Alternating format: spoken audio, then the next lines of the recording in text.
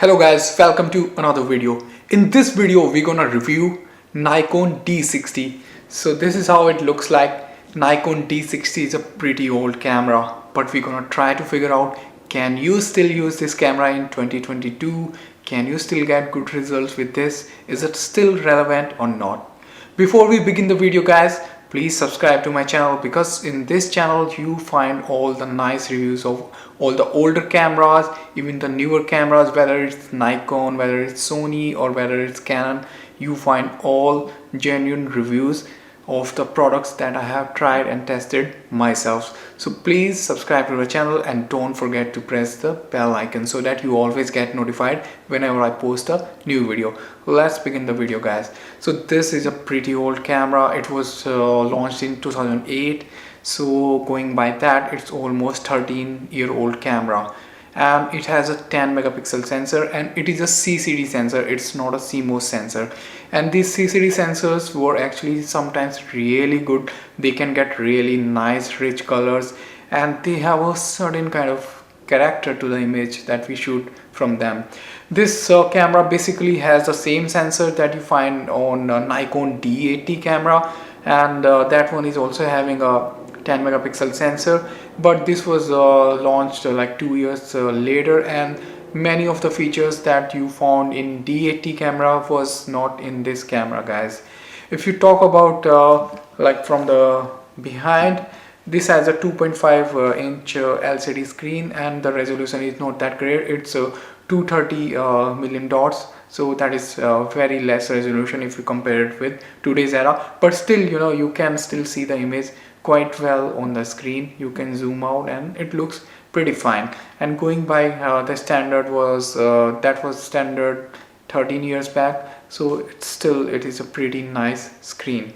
If you talk about the autofocus point on this camera, it has only 3 autofocus point guys, so that is very less. So this is not the best camera for tracking moving subjects. This would be best if you want to do some portrait photography or landscape photography where subjects are not moving much, and you can rely on focus and recompose if you want to frame your main subject somewhere in the corner of the frame.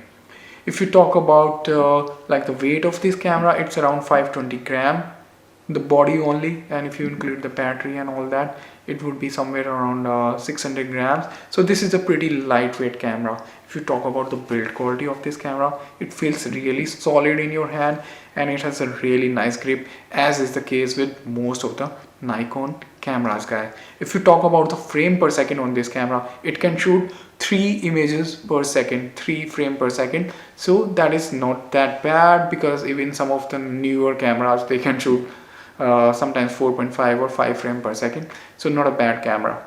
3 frame per second, decent for portrait photography, but not that great for wildlife or sports photography. Okay, now talking about like this penta mirror that we have. So this has just a penta mirror, not a penta prism.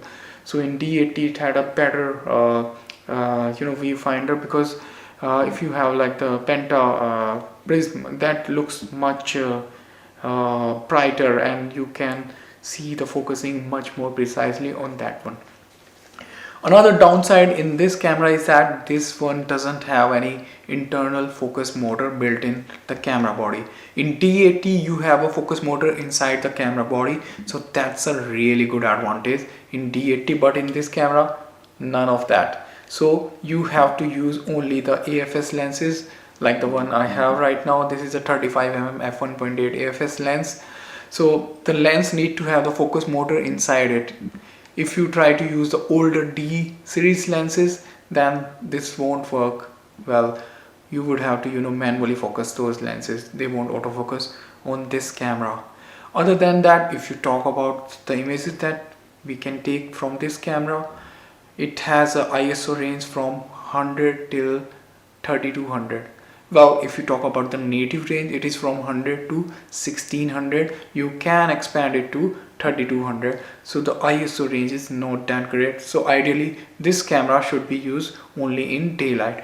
While I'm talking, I'm gonna put onto the screen some of the images that I've taken with this camera. And if you try to use this in daylight situation when the lighting is really good, and if the light is fading, maybe you can use 35mm f1.8 prime lens or 50mm f1.8 lens. Then you can still get great images from this camera, because the CCD sensor on this camera is taking like really nice punchy colors. So I think for landscape and portrait, this camera can be a great choice. And if you talk about the price for this camera, you can get this camera for 50 or 60 US dollar along with the kit lens. That is such a cheap price, guys. In 60 US dollar you can't get anything cheaper, and you are getting a DSLR with 10 megapixel, and 10 megapixel are not that less either, because if you post your pictures on Instagram or Facebook, the maximum resolution that they support is around 2 megapixel, and this has 10 megapixel. 10 megapixel is still good enough, guys, and you can use all the nice Nikon lenses that have autofocus motor inside them, and you can take great images. If you are using the 50mm lens or the 35mm prime lens, you can get really nice background blur, and the photos that would come out from this camera, no one would be able to figure out that they are from this 50 or 60 US dollar camera and not from a $1,000 camera, because the lens is always more important than the camera body. Lens and the lighting. If you take images in good lighting condition and with a good lens, you can get great results even with this camera, guys. Now, talking about the final conclusion, should you get this camera in 2022? Well, if you want to just start DSLR photography, you can actually get this camera because it is very cheap. You can get the 50mm lens alongside it, so in less than $100 you have this camera along with the 1855mm kit lens and also the 50mm lens, and then you can do some nice photography for your friends, you can do small events at school level, and basically you can learn the basics of photography as well.